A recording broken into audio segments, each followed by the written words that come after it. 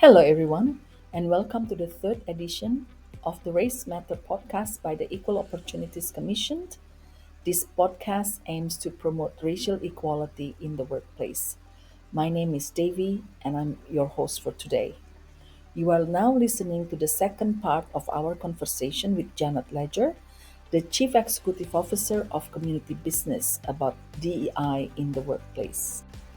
A little bit about Janet. As Chief Executive Officer of Community Business, Janet drives the overall strategic directions and sustainability of community business. Janet specializes in strategic leadership, organizational development, and fostering inclusive environment, leading community business in its mission to promote diversity, equity, and inclusion around Asia. She works with teams to open channel of communications, develop talent, and create inclusive environment that drive organizational success. Thank you, Janet, for being here today. To continue our conversation, my first question is, based on your experience working with the business across Asia and through the DIA network, what advantages do you see for Hong Kong employers in implementing racial DEI practices, considering the demographic of Hong Kong within the broader Asia context? Hong Kong has a huge amount to gain from embracing, other Asian culture, and Hong Kong being a city where people can come from all around the world and flourish. So some of the advantages, for sure, is Hong Kong has got a long history as a global financial centre. So it attracts people from all around the world, and this inherent diversity can be a significant advantage as a foundation for building a more inclusive workplace. So that's a nice grounding to start with. Hong Kong has quite a strong existing legal framework. So it's got one of the more advanced equal opportunities legislations in the region. So, that framework gives you a really good basis for implementing DE&I policies and protecting employees from discrimination. Much greater growing awareness among the younger generation. So, the younger generations in Hong Kong across the board are much more aware of challenges faced by ethnic minorities in the younger generation. So this leads to an increased awareness. So, without generalising, your younger workers are going to be more receptive and more willing to embrace DE&I initiatives. And we would see that in the sorts of people that turn up to the events that we run and are involved in the network. There's access to good resources and support. So, there's us, there's a myriad of other NGOs, there's yourselves, that are really providing resources to support employees that are looking at DE&I practices. So, there's a richness in that you might not necessarily find in other markets.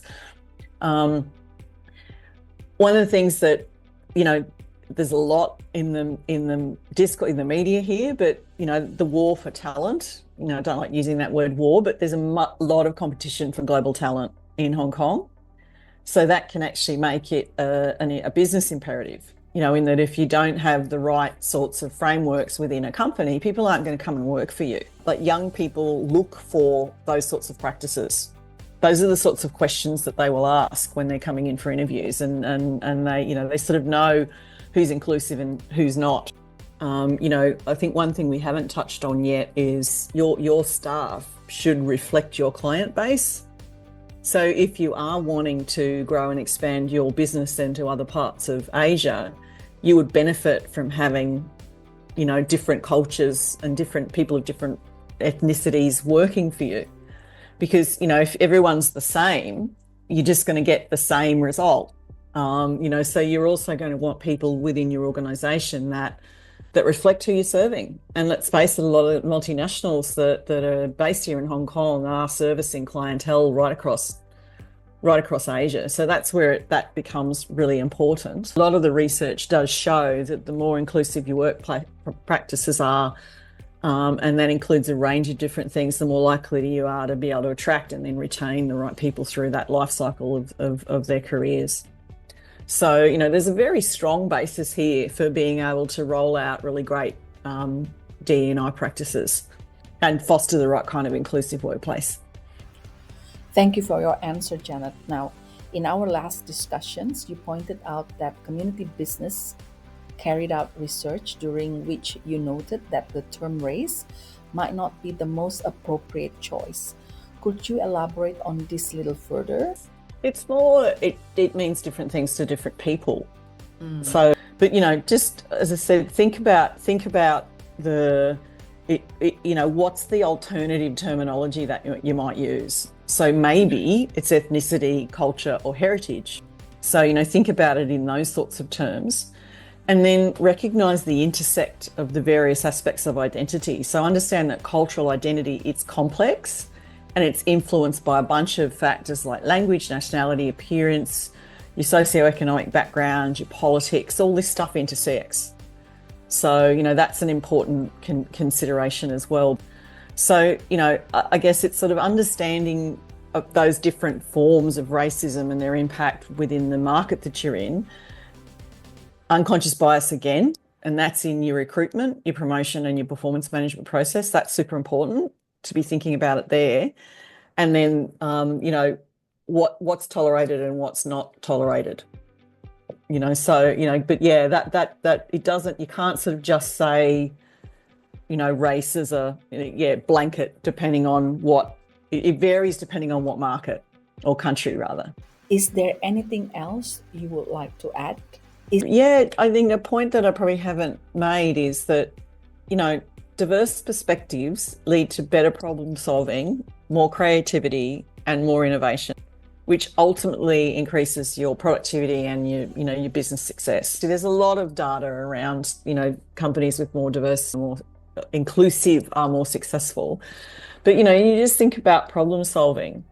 If you've got people who are sitting around trying to solve a problem who all went to the same schools, all look the same, all speak the same language, are you actually getting enough points of view around that table to solve that particular problem or to come up with something new? So, I mean, that's certainly the way I look at it, even in the work that we do. Okay. So that to me is if you're wanting to advance and be more innovative in what you're doing, it's one way you could tackle that. Okay, I think that's a great example, but I also hear the other part of the story. If you have if you have a lot of people in the table with a different point of view, then you also the decision takes longer and it might create conflict. So what do you take on that? Well, my experience working here as opposed to working in my Western work experience was that in the West, decisions are often made fast and then nothing happened or it took forever to do something. And I'm generalising here, but decisions here can take a little bit longer because there's naturally, I think, a more consultative approach taken in a lot of Asian cultures. But once the decision's made, things move faster. So to me, it fits a lot more nicely with the cultural nuances where it is more, I'm generalising, but typically a more consultative cultures, as opposed to more sort of paternalistic, we're going to tell you what's going to work for you. But it is, why would you want to have that diverse perspective again is, your clients are diverse. I absolutely agree with you that a consultative approach will foster a greater sense of belongings and make individuals feel more included. We have reached the end of our conversations. Thank you, Janet, for sharing your invaluable perspective. You highlighted important points about racial DEI in the workplace. I'm confident our listener will find your insight beneficial. Thank you again for joining us, Janet. Thank you, Debbie. Thanks for having us today. For our listeners, thank you for joining us on this episode of Race Matter Podcast, Conversation with Janet Ledger, the CEO of Community Business Part 2. We hope you enjoy this discussion, and if you are interested in becoming part of the EOC Racial Diversity and Inclusion Charter, please check out our website for more information. We appreciate your support. Until next time, thank you.